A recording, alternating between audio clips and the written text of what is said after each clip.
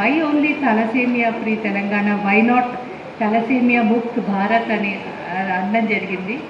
ఆయనతో నేను చెప్పాను, నాకు ఇది చేయడానికే నా తల ప్రాణం తోక్కొస్తుందండి, ఇంకా తలసేమియా ముక్త్ భారత్ అంటే నాకు మీ సీట్ కావాల్సి ఉంటుందని అన్నాను.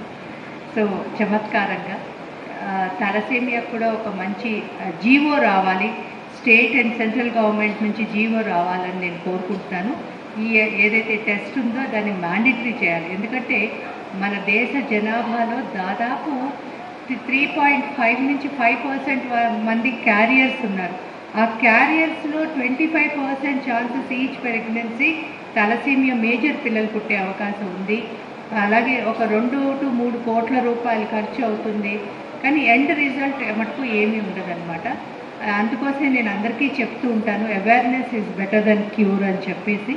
సో మీ అందరూ కూడా ఈ పెళ్ళికి ముందర కానీ లేకపోతే పిల్లలు పుట్టే ముందర కానీ ఈ తలసేమియా టెస్టింగ్ చేసుకొని అండ్ మీ అందరి ఇళ్ళల్లో హ్యాపీగా ఉండాలి, అలాంటి పిల్లలు పుట్టకుండా ఉండాలని నేను కోరుకుంటున్నాను.